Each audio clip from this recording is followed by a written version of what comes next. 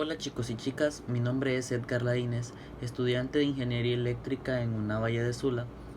Actualmente estoy cursando la asignatura de Circuitos Eléctricos 2 y hoy voy a explicarles un problema de potencia compleja. El problema propuesto dice: dado el circuito I sub 0 y la potencia compleja total suministrada. La potencia compleja total suministrada es la que nuestra fuente proporciona hacia nuestro circuito.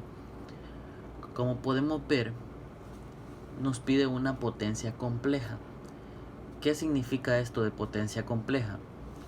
Bien, la potencia compleja es aquella potencia que se divide en dos partes, una parte real y una parte imaginaria. A esta se le llama como potencia real a la parte real y potencia reactiva a la parte imaginaria.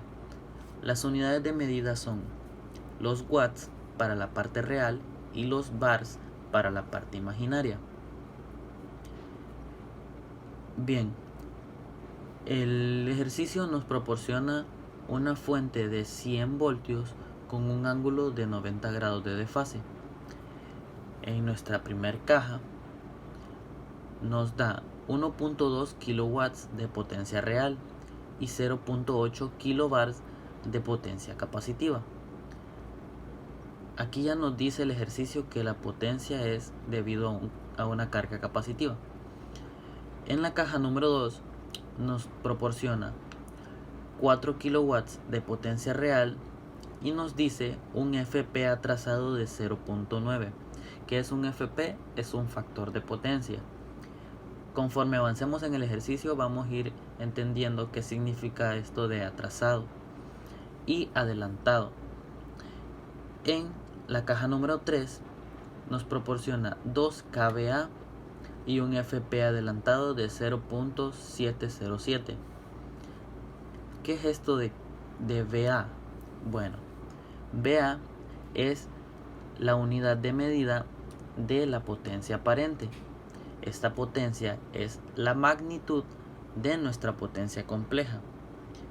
Más adelante vamos a ver lo que es un triángulo de potencia y cuáles son las componentes de este, y ahí vamos a entender cómo están ubicadas los tres tipos de potencia. Comenzando con el análisis del circuito, para la caja número 1 planteamos que S, nuestra potencia compleja, es igual a P, su parte real, más menos JQ, que será su parte reactiva. La caja nos daba como datos 1.2 kilowatts de potencia real y 0.8 kilobars, y nos decía que la potencia reactiva era capacitiva. Entonces, planteamos nuestro triángulo de potencias. Nuestro triángulo de potencias lo planteamos tomando como referencia el plano complejo, el cual está conformado por una parte real y una parte imaginaria. En este caso, la potencia real es sobre el eje real y la potencia reactiva sobre el eje imaginario. Planteamos 1.2 kilowatts en la parte real y menos J, 0.8 kilowatts en la parte reactiva. ¿Por qué menos J? Porque, como sabemos, una carga capacitiva tiene una reactancia negativa, por ende, la carga capacitiva genera una potencia reactiva negativa en el eje complejo, en el eje imaginario, perdón. Entonces, ya planteado en nuestro triángulo de potencias, notamos que tenemos un tercer segmento. Este segmento, la hipotenusa del triángulo, se llama potencia aparente, que es la que habíamos mencionado anteriormente. Esta potencia aparente dijimos que solo era la magnitud de la potencia compleja, y esta potencia aparente tiene un ángulo θ 1 en este caso, y ese ángulo es la otra parte de mi potencia compleja. Bien, planteamos que S1 es igual a P1 menos JQ1. Esta P1 es la parte real y JQ1 es la parte reactiva. ¿Por qué menos? Porque al sumarlos, más por menos se vuelve menos. 1.2 kilowatts menos J 0.8 kilowatts simplemente sumamos las dos componentes y ahí obtenemos nuestra potencia compleja. Estas son las coordenadas rectangulares de nuestra potencia. Si la queremos en coordenadas polares, hacemos los cálculos necesarios y obtenemos que la magnitud es 1442.221 y el ángulo es menos 33.69 grados. Este ángulo es el θ1 de mi triángulo de potencias y esta magnitud es la potencia aparente que tengo representada en el triángulo de potencias. Bien, para la caja número 2 de nuestro circuito tenemos como dato una potencia real de 4 kilowatts y un factor de potencia de 0.9 atrasado. Tenemos dos tipos de factores de potencia, en atraso y en adelanto. ¿Qué significa esto de atraso y en adelanto? Bien, en el atraso sabemos que para nuestro factor de potencia lo primordial es el dato de la corriente y el ángulo a la cual estaba desfasada con respecto al voltaje. Entonces, cuando nos dicen un FP en atraso, significa que el comportamiento de nuestro circuito es resistivo inductivo. ¿Por qué es resistivo inductivo? Porque sabemos que en un inductor el voltaje siempre va adelantando a la corriente. Entonces, si tomamos como referencia el voltaje en 0, la corriente viene atrás del voltaje y el ángulo de esta corriente es negativo. Por eso se le llama factor de potencia en atraso, porque la corriente va atrasando al voltaje. Entonces, este ángulo de desfase que existe entre el voltaje y la corriente es el mismo ángulo de nuestro triángulo de potencias y también el mismo ángulo de la impedancia equivalente. Entonces, para el factor de potencia tenemos dos relaciones. Una, que el factor de potencia es igual al coseno del ángulo del triángulo de potencias. Y otra, que el factor de potencia es igual a la potencia real entre la potencia compleja o la potencia aparente en el caso de las magnitudes. Bien, entonces vamos a hacer uso de la relación que dice que factor de potencia es igual a coseno del ángulo del triángulo de potencias, en este caso θ2. Despejando para θ2 tenemos que el coseno inverso del factor de potencia nos va a dar como resultado el ángulo.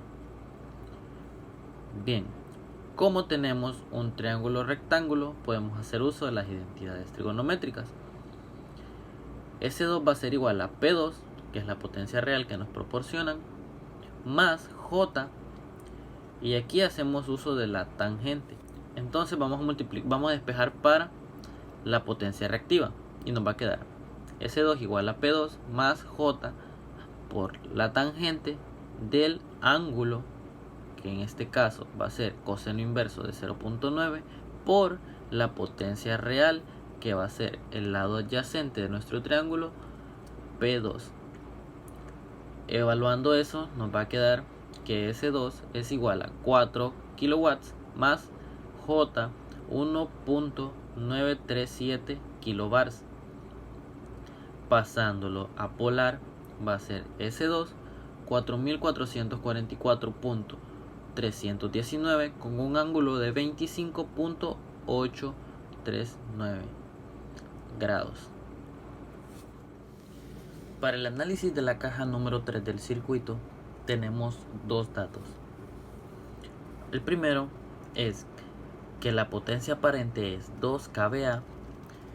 Como hemos dicho anteriormente, la potencia aparente es la magnitud de la potencia compleja y que el factor de potencia es 0.707 en adelanto. Este signo de aquí representa que es en adelanto. Si es positivo es en adelanto, si es negativo es en atraso. Entonces, como en el caso anterior, ¿qué significa un factor de potencia en adelanto? Quiere decir que la corriente va adelantando al voltaje con un ángulo de desfase. Este ángulo de desfase vuelve a ser el ángulo de nuestro triángulo de potencias. Entonces, analizamos ¿Dónde se da este tipo de comportamientos? Sencillo. Este tipo de comportamiento se da en un circuito que tenga un comportamiento resistivo capacitivo. Como sabemos, en un capacitor la corriente va adelantando al voltaje o el voltaje va atrasando a la corriente en todo tiempo. Entonces, eso es lo que nos da la palabra factor de potencia en adelanto. La palabra adelanto significa que tiene una carga capacitiva, por ende va a tener una potencia capacitiva. Y como habíamos dicho antes, para un circuito con carga capacitiva, la potencia reactiva es negativa. Entonces planteamos nuestro triángulo de potencias. No tenemos la potencia real ni la potencia reactiva para poder saber nuestra potencia compleja, pero tenemos nuestra potencia aparente y un factor de potencia. Como la potencia aparente es la magnitud, ya solo nos falta saber el ángulo de esta potencia compleja. Entonces, como habíamos dicho antes, el factor de potencia es igual al coseno del ángulo del triángulo de potencias, o también el coseno del ángulo del voltaje menos el ángulo de la corriente, si lo queremos expresar de otra forma. Entonces notamos que aquí el ángulo θ3 va a ser negativo porque la potencia reactiva es negativa. Entonces la potencia aparente se abre hacia abajo. Entonces calculamos S3 es igual a la magnitud o la potencia aparente con un ángulo de desfase. Este ángulo lo calculamos con el coseno inverso del factor de potencia. Y como habíamos dicho antes, θ3 va a ser negativo, entonces el ángulo tiene que ser negativo. Negativo coseno inverso de 0.707. Entonces nos queda que S3 es igual a 2000, la potencia que nos habían dado aquí, con un ángulo de menos 45.009. Al pasar esto a coordenadas rectangulares, nos queda que S3 es igual a 1.414 kilowatts menos J, 1.414 kilowatts de potencia reactiva. Bien, lo que nos pedía el circuito era la potencia total suministrada hacia el circuito. Entonces, para encontrar esta potencia, vamos a hacer uso del teorema de Telegen. ¿Qué es el teorema de Telegen? Bien, el teorema de Telegen nos dice que la potencia total suministrada a un circuito es igual a la suma de todas las potencias consumidas por cada elemento del circuito. Entonces, en este caso, teníamos 3 cajas, las cuales tenían circuitos internos y estos estaban consumiendo potencia. Entonces la suma de estas 3 potencias consumidas va a ser igual a la potencia total suministrada por la fuente. Entonces, sencillo, planteamos la ecuación del teorema de Telegen. La potencia total suministrada es igual a la potencia en S1 más la potencia en S2 más la potencia en S3, que son las consumidas por las 3 cajas. Y procedemos a sumarlas. La potencia total suministrada igual a 1442.221 con un ángulo de menos 33.69, que es la potencia compleja de la caja número 1, más 4444.319 con un ángulo de 25.3839, que es la potencia compleja de la caja número 2, más 2000 con un ángulo de menos 45.009, que es la potencia compleja de la caja número 3. Sumando estas 3 potencias tenemos que la potencia total suministrada o la potencia total consumida, como quieran llamarla, porque son iguales, nos da 6619.794 con un ángulo de menos 2.402 grados. En coordenadas rectangulares tenemos que la potencia total suministrada es 6.613.979 como parte real de su potencia, menos J 277.406 como parte reactiva de la potencia. ¿Qué quiere decir? Que el circuito tiene un comportamiento resistivo capacitivo porque la potencia reactiva nos dio negativa. Por último, el circuito nos pedía encontrar I sub 0. Entonces, al ya tener la potencia compleja total y el voltaje total suministrado, vamos a encontrar la corriente total que entra al circuito, que es I sub 0. Entonces, como sabemos, la potencia compleja está dada por el voltaje multiplicada por el conjugado de la corriente. ¿Qué significa el conjugado de la corriente? Si hablamos del fasor, simplemente va a ser misma magnitud, ángulo con distinto signo. Mismo ángulo con distinto signo. Es todo. Entonces, despejamos para el conjugado de la corriente. Igual a la potencia compleja total entre el voltaje total. La potencia compleja nos había dado 6.619.724 con un ángulo de negativo 2.402 grados. Entre el voltaje, que es el que nos proporcionó el ejercicio, 100 con un ángulo de 90 grados.